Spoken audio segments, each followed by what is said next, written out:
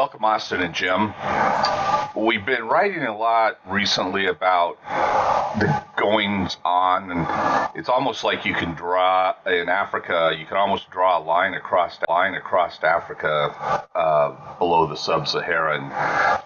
We've got things going on in Somalia, Ethiopia, South Sudan, the Central African Republic, Nigeria. The Western Africa seems a little bit more calm, except for Mali. But we've got Islamic activity, radical Islamic activity in all of those countries, Jim. What is behind this? Why do we see this? It seems like the expansion of Islam had just never stopped in Africa. It's been continuing. Well, it hadn't really continued. It came to a screeching halt and went into reverse when the French invaded northern Mali in 2013.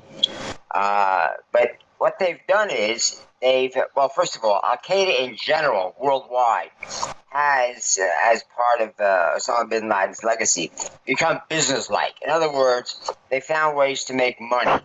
And in many cases, and this is actually part of the ancient, transition of resistance groups into gangsters. The IRA, the Mafia, there are any number of groups all over the world who have evolved like that. And Al-Qaeda basically found that you need money. Well, they always knew you needed money. That's why bin Laden, it's called the base, and that's how and why bin Laden founded it in the first place. The Al-Qaeda basically makes money by kidnapping and smuggling, mostly smuggling. They basically control the drug pipeline from Central Africa, where basically it's cocaine imported from South America and other drugs produced locally. They get it up through to the Mediterranean coast, where it's then smuggled into Europe. The other groups in sub-Saharan Africa are actually the product of the failed groups of North Africa. In the 1990s, there were major Islamic terrorist uprisings in Algeria and Egypt. Both were defeated. With great loss of life, especially in Algeria. And the remnants either fled to Europe, where some of them occasionally show up, doing, lone wolf attacks or what have you. A lot of them went to Syria and Iraq and died. The nice thing about the one nice thing you can say about modern Islamic terrorists is they self-destruct. But the Westerners tend to lose sight of this. 90% of the people they kill are fellow Muslims. Before the oil came about and basically provided more financing for Islamic terrorism, it was closer to 100% of the casualties fatalities were fellow Muslims, and it really wasn't covered much in the Western media. Of course, there was no Western mass media until the early 19th century. So this has been going on for over 1,000 years.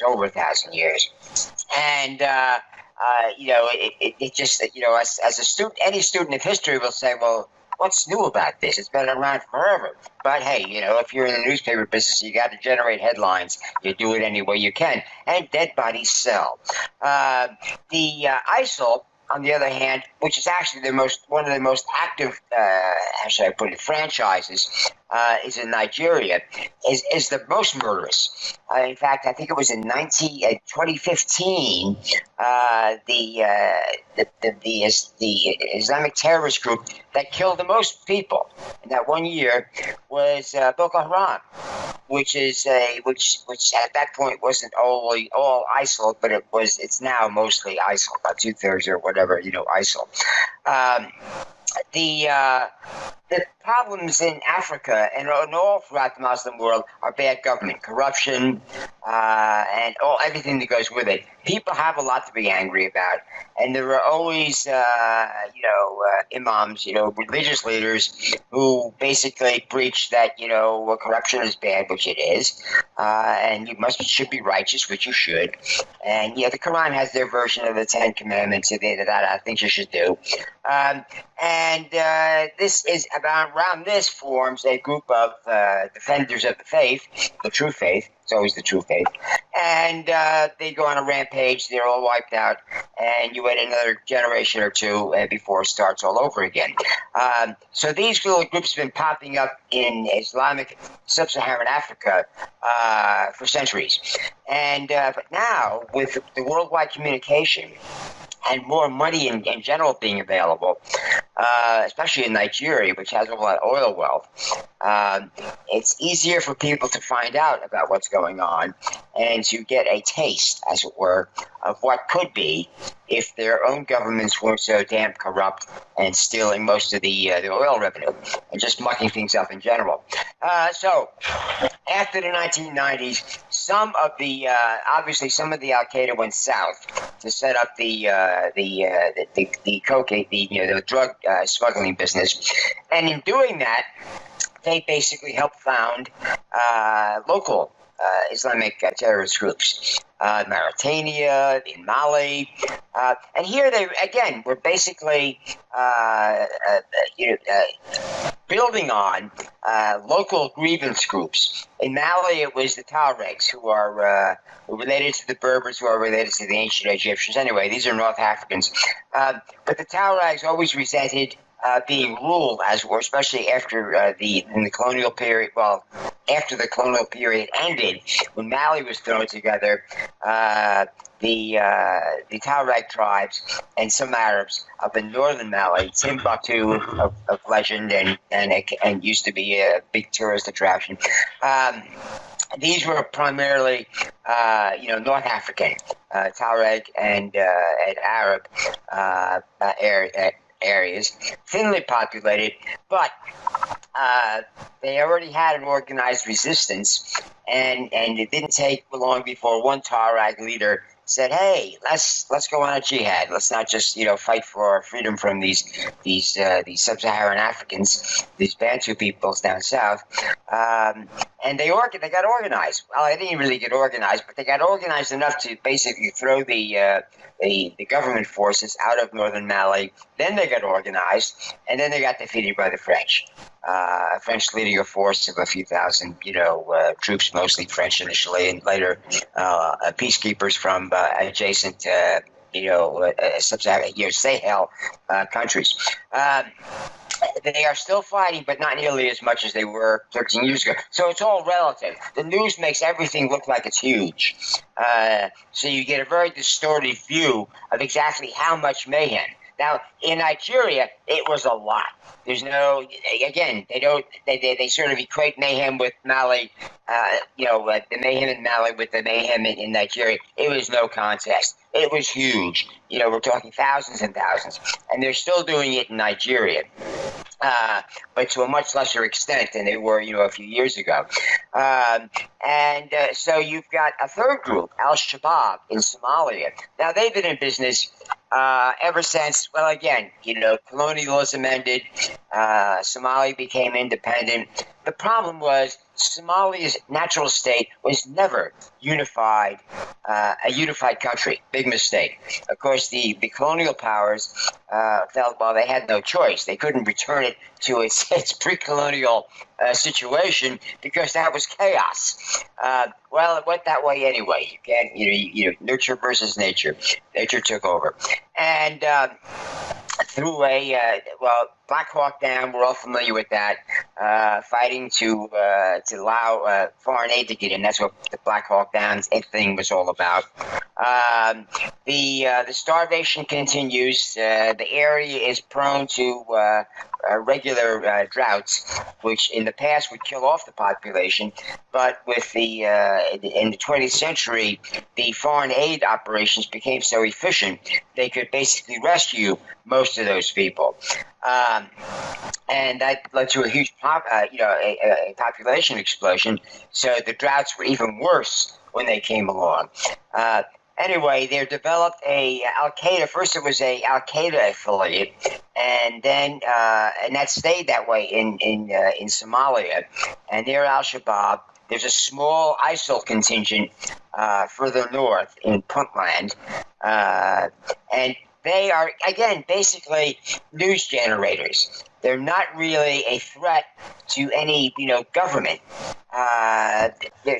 They're basically religion-based, organized bandits, and they basically live off banditry. There's no other way to put it. And there is not a lot of this Islamic terrorism outside of the countries just south of the Sahel, south of the Niger River. In other words, once you get into areas like south of the Niger River where you have water, where you have persistent greenery, as it were, you don't get a lot of the Islamic terrorism. But it does exist, and it will persist. Again, mainly because of the corruption. There's not a lot of money in sub-Saharan Africa, except in Nigeria, and to a lesser extent Angola, where there's oil. But as the Nigerians have discovered, to their credit, they've gotten their act together.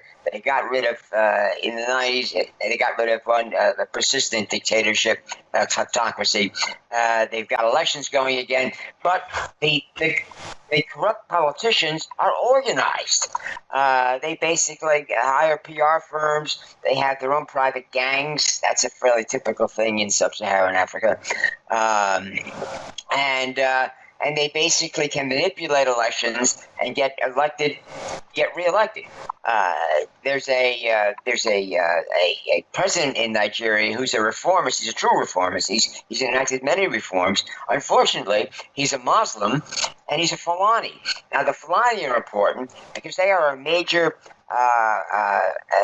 herding tribe, as it were, pastoralists. They basically live off, their herds of animals, cattle, goats, what have you, and they have the same problem with the droughts, but they need grazing land. And of course, as far as they're concerned, farmland, whether it's growing crops or not, is perfect, grazing land. So you have bloody wars. They don't get much in the headlines because they don't involve Islam directly. Although the Fulani now are going over to organized Islamic terrorism, and they're amazing. There's you got the AQAP,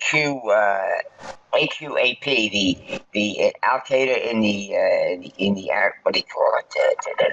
Arabian Peninsula. No. I call it in the Islamic Maghreb. That's the North African Al Qaeda. Yeah. Coalition, which is now basically spread down into sub-Saharan Africa. But there you have JNIM, which was formed, I think it was last year, and that's basically a coalition of there are 3 or 4 groups, independent, but inspired by Al Qaeda, groups down there that decided that they either got together or were going to be crushed one after another, and they are causing more problems. But again, nothing more than the occasional spectacular attack. The thing is that they understand media. If they make an attack that makes the headlines, makes the TV news especially, and gets a lot of play on the internet, they will get recruits, they will get money. In other words, that's their oxygen. If they can't breathe, they can't live. So they have to get media attention. This is an old problem, which no sense rehashing, and there's nothing you can do about it because that's how the media works. The thing is, that's mainly what's keeping these outfits alive. But they are not a major problem in Africa in general, as they are elsewhere in the world. In other words, the few remaining local Islamic terrorism groups there are have gotten organized, and they survive largely by concentrating on making enough money to keep going. And of course, what happens there, it's already happened with AQIM, is there are, how should I put it, corruption. It's spread, even the best of us. And there have been incidents where prominent members of these groups have disappeared with large chunks of money. So that, and of course, that's a problem the Islamic terror groups have always had. It's not unique. It's not new. But it comes with the territory. So the situation with Islamic terrorism in Africa is it's there, but there's not much of it. Actually, and below Mali, there's not much of it at all. You go into South Africa, Angola, places like that. There's really none of it. I mean, there are Muslims down there. There's few of them. You can see a pattern here. The fewer Muslims you have, obviously, the less Islamic terrorism you're going to have. But where there are significant Islamic, populations, Mali is 90-some%, Muslim, and Nigeria is about 50-50, but almost all the Islamic terrorism is in the northern half, which is where most of the Muslims live. So there it is, it's a pattern which you see repeating itself around the world. And of course, people don't realize, why doesn't Singapore or Japan have any Islamic terrorism problem? That's because they won't let any Muslims in. I mean, it's as simple as that. I mean, that sounds rather brutal, but it works. And if you let them in, you get Islamic terrorism. It comes with the territory. It's been the curse of Islam for 1,000 years. So this is nothing new and nothing that's unexpected, but there you go. People are people. So, Austin, we've got how many different groups in that area that are active? Well, look, let me add something else on this. Singapore has in the island country some Muslim citizens. They were Malays. Remember, because Singapore was once part of Malaya, and now of course there's Malaysia and Singapore. But they are anything but radicals attracted to militant Islamism. It's a small minority, and they self-policing is the way a Singaporean Malay Muslim who happened to be a professor described it. And he says, but he says we know that the Islamic extremists would love to launch an attack in Singapore. Now, this was a conversation I had well over a decade ago, 15 years, but his point was they'd like to be able to do here in Singapore what they did in Bali, recall not long after 9/11. But to get back to Africa, there are Islamist-influenced attacks in sub-Saharan Africa. I'll get up to the Sahel, as Jim was describing the Sahel area, Mali and the like. I'll give you an example. Allied Democratic Forces that operate in Eastern Congo, they're a Muslim group, a Ugandan rebel Muslim group that has connections to Al-Shabaab and gets money from Al-Shabaab. But as Jim described the phenomena of looking bigger than they really are, we're not talking about thousands of militia fighters. We're talking about a couple of hundred, maybe at most, and they launch occasional attacks, and they get headlines. And UN forces do occasionally launch offensive sweeps when they get good intelligence on them. There's a couple of bases that they have of ADF bases that have been destroyed within the last year, either by the Congolese army or by UN peacekeepers. And the reports on them is they're pretty desperate circumstances. All right, so they're isolated, but they do have contacts with Al-Shabaab. Now, recall that there were a couple of major terror attacks in Kampala in Uganda. One in a World Cup, during the World Cup several years ago, they blew up. It was essentially a club where everyone was watching football, soccer on television. There was also an Al-Shabaab influenced attack where the terrorists took over a mall in Kampala. And it had to be counterattacked by Ugandan security forces. So they're isolated, but they're spectacular. Now, I'm going to move to the Central African Republic just for a second. There you do have, and it's a conflict zone, as Jim said, where there's Muslim tribes and encountering non-Muslim tribes. That becomes a differentiator, or it can. It did briefly when Salika, the rebel group that for a while managed to seize the government, most of the key players in Salika were from Muslim tribes. They were Muslims. But now what's happened in the Central African Republic is Salika factionalized.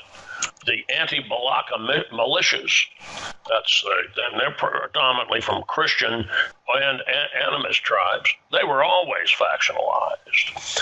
And you have also places where Muslim tribes people and Christian tribes people cooperate for the same reason you see it in Nigeria, because they despise the terrorists. All they bring is death and destruction. It's been difficult for the UN peacekeeping force in the Central African Republic, MONUSCO, to that has been something that the UN peacekeeping force has tried to promote, that kind of mutual defense cooperation. But it's been hard to do for the same reason that a guy with a grenade can show up and kill 5 people, and suddenly it's disrupted 3 months of political discussion and negotiation. Zone of chaos. And that's, Jim touched on that. That's one of the techniques that these radical Islamist terrorist groups use. Even they know they're small and marginalized, but they can strike because these areas are not secure. There aren't enough security forces to go around. And they have sufficient mobility and weapons to launch a small attack like that. And what they're after is anarchy and also intimidation, to intimidate tribes into being silent, allowing them to try to build up their presence. That's been another technique. I think Jim covered Mali pretty darn well. The thing is that Tuareg element, there are Berbers who are radical Islamists, but there are more Berbers who see themselves as Berbers who've been victimized by the Arabs, and that's the way they refer to it, as well as some of the other Sahel and sub-Saharan African tribes. There is a Berber identity at play, especially in Mali, and it's something that the French forces there are very aware of. that's something to point out. That also applies, Dan, to many of the things that go on in Congo, even Central African Republic, is that it's more tribe than it is religion, and which is one of the problems it's one of the political and social problems that the radical Islamists have never been able to confront. They can't kill enough people, aren't strong enough, and the tribal ties supersede the sectarian religious dimension. That said, to get back to why Jim started his analysis, these guys can get headlines, and places where it does matter, let's in Nigeria, because of the oil, that has been a major war, which we've covered. One of the things, though, I was hoping that Jim would bring up was he's got a piece he wrote just this week where he describes that the civilian joint task forces that Nigeria had, which were quite successful in combating Boko Haram. And Jim, those drew on Muslim and Christian tribes. Yes, the problem they had was that areas of Borno State, which is where most of the Boko Haram activity has been concentrated, were literally depopulated.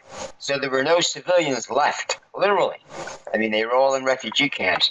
But in the areas where the local population was not completely driven away, and we're talking several million people, they've created a desert up there between the central Borno State and the Lake Chad.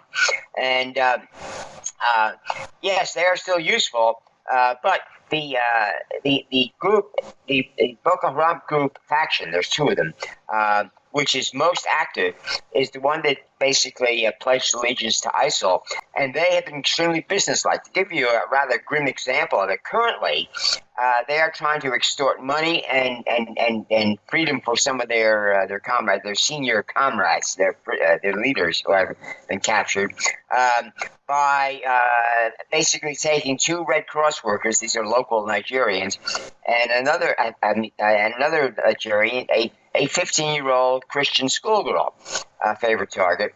You see, they're in their twisted view of things, they'd like nothing better than a civil war between Christians and Muslims.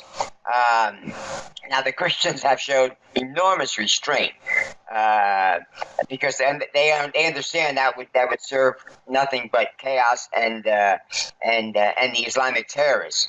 But they are making a big deal out of this. They've already murdered. They've given deadlines. The government refuses to give in. But the next one up is the 15-year-old schoolgirl, and they're going to milk this for all it's worth. And this puts tremendous pressure on the government, especially on Buhari, the president, who's a Muslim and a Fulani. But he realizes this basically just encourages more of it. So this is the sort of barbarity that they are up to, and again, mainly because they need the money. I mean, we cover this regularly, and there are regular reports of literally starving ISIL members, Boko Haram members, coming out and surrendering their skin and bones. There's simply no food. They have no ammunition. Their largest activity is raiding, basically raiding a village, grabbing whatever they can, burning whatever else is down, and then hauling off, riding on horses or on foot, herding cattle in front of them and what have you. When the government troops, if they pick a village that hasn't got anybody with a cell phone service or any kind of rapid communications, so that they can make their getaway back to a local forest or what have you, before the army can show up. And there's usually no civilian militia, again, because they hit the poorest areas. So the poorest are the most vulnerable. The people who have not got a local, hunters group. Austin is right. The groups that have the organized militia, despite their shortcomings, which everybody feared. Yes, some of them are going to turn into gangs, but you got plenty of gangs in Nigeria. A few more, it's not going to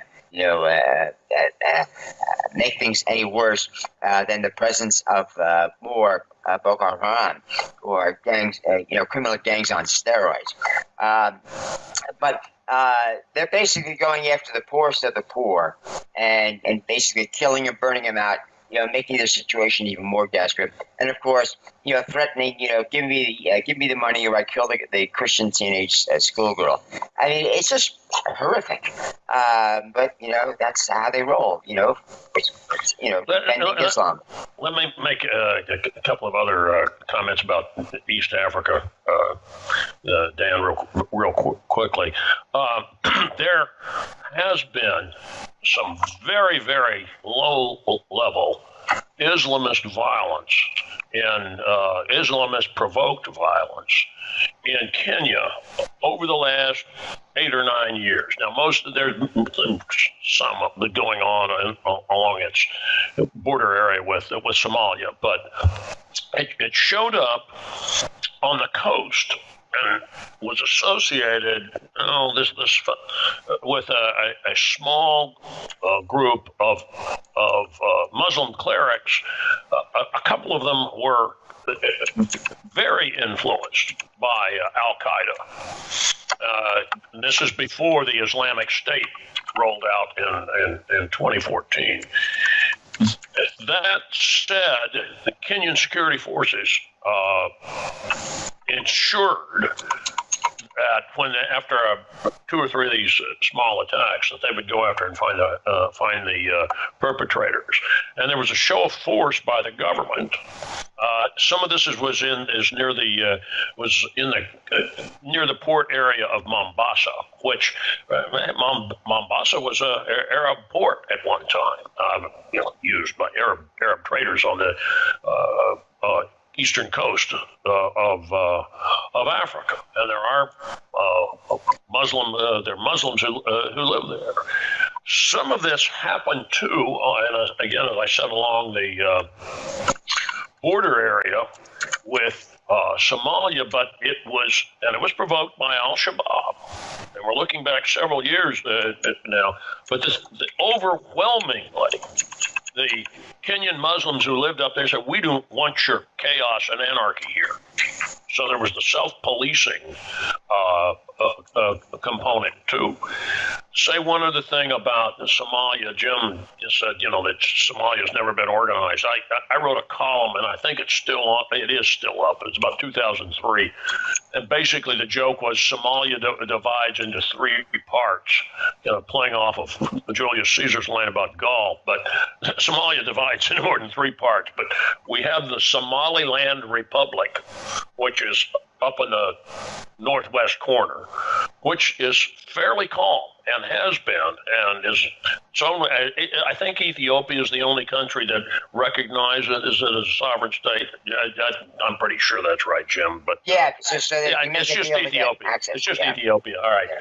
Which, given that Ethiopia is the powerhouse, and there that's keeps them alive. Puntland is also pirate land, and Jim mentioned an Islamic State faction there. The Saudis and the United Arab Emirates, the Emiratis are aware of that group because they have tried to get involved in, believe it or not, with some of the smuggling operations going into Yemen. But there are the small faction there in Puntland has close contacts with Puntland pirates, which goes back to the Jim saying a lot of these guys are just gangsters in religious garb. Not all of them would admit to it. I'm sure you've got some rather fierce zealot types, and there may be some there in Puntland, but most of them they're aligned with the pirates. Now, as recent reports we've had on the strategy page about where al-Shabaab still has some control in some territory, has some in the central area. Now you move down to southern Somalia, Jubaland, and there was some concern actually by the United Nations and the UN that when Kenya invaded, and then this is before the establishment of the UN force in there, and remember Ethiopia already had its forces operating in there, that Kenya was going to try to create a buffer state in Jubaland. That didn't happen. What has happened, though, is that there are still some al-Shabaab presence there, but again, it's low level, and it's almost like that.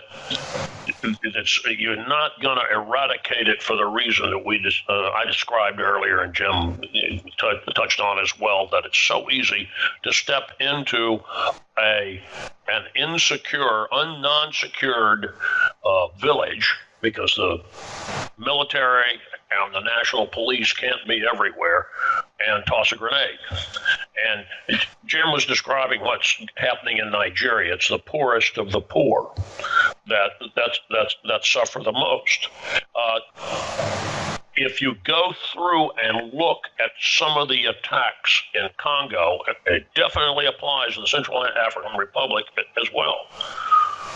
These attacks are occurring where there are very few soldiers, either from international peacekeeping forces or even a competent a local militia. They find a soft spot, and they, as Jim described, the raiders hitting a place and then running and hiding in the jungle. Then they retreat to wherever their current base area is, and it's very, very hard to eradicate it when you're down to maybe chasing 50 to 100 people. Remember, the Lord's Resistance Army, which was not an Islamist group, still has some bands operating in the Central African Republic and occasionally attacking villages in the northeastern Congo. What are they doing? They're looting in order to stay alive. But the Lord's Resistance Army within Uganda has been largely defeated. It has been defeated. In fact, there's no LRA activity of any significance at all in northern Uganda, the Acholi tribal area, where which was the origin of the Lord's Resistance Army. That's, again, it's not a religious group, not a real one. It's not an Islamic group, but it still hasn't been eradicated. And some of these smaller radical Islamist groups, and again, I mentioned the ADF, they continue to survive by being bandits. And occasionally we hear, I think there are good rumors that they get some assistance from al-Shabaab, and in the east, and al-Qaeda in the Islamic Maghreb, which is AQIM, which is what Jim was mentioning, that operates Algeria and Mali, and also influences Boko Haram. Jim already touched on that. And again, we've had a couple of recent Nigeria posts that survey all of this. If listeners want to go check it out. So, Jim, I guess what will continue to happen in these areas is that these Islamic radicals will continue to try to survive, but it doesn't sound like they have much of a future. Well, they have a future in that they have become institutionalized. The Islamic terrorism, jihadism, I should put it, like I say, it's been around for thousands of years, for over 1,000 years, ever since as some people put it, as modern science, as the Arabs rediscovered during their brief, Renaissance. in the 9th and 10th centuries, ran into the basically the hardliner Islamicists who said, no, this is haram, this is forbidden. I mean, basically what happened, again, this rarely gets mentioned, but it's very much a fact of life to any Muslim who studies, Islamic history.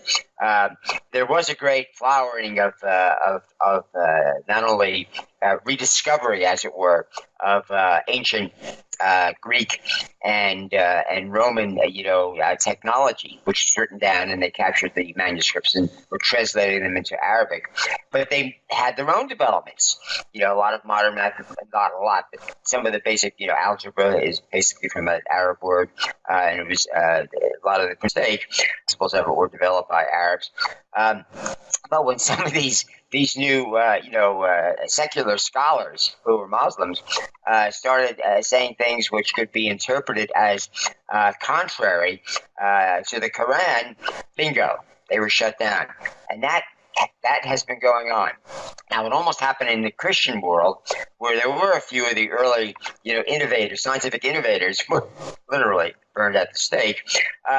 But this was about the same time as you had the Reformation, the Protestant Reformation, or when I was in Catholic high school in the 1950s, some of the nuns still called it the Protestant Revolution. That was an interesting historical lesson in itself, which they didn't intend. But it was clear that the Christians managed to get around that. The Muslims did not. Now, the Christians had one big advantage. There are quotes in the Bible, there's not a lot. You can probably tease something out. There's nothing that says you must constantly be fighting, to spread Islam. It is a offense punishable by death if you try and leave Islam.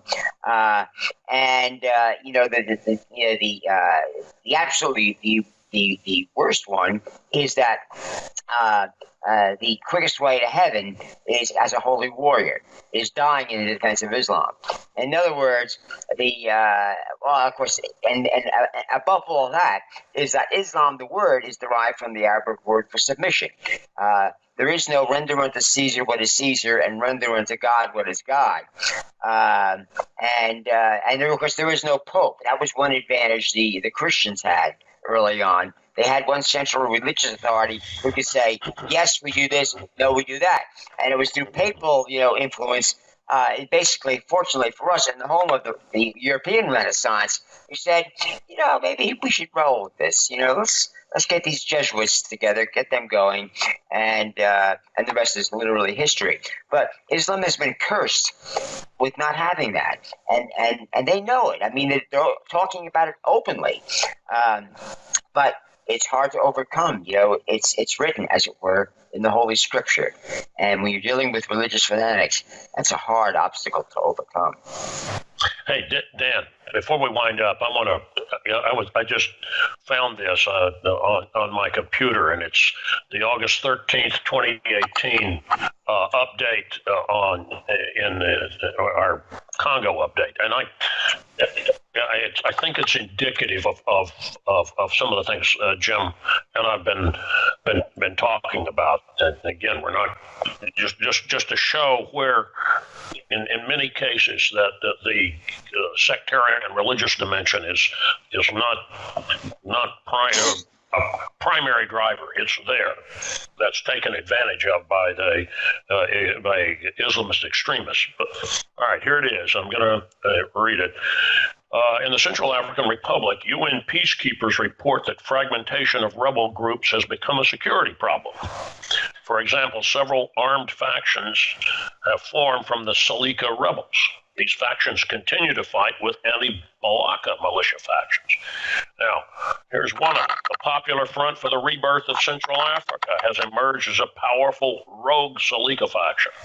However, the FPRC, that's the Popular Front, has its own rogue faction, the Patriotic Movement for Central Africa, that's also emerged now as a rival of the FPRC. And then I added this.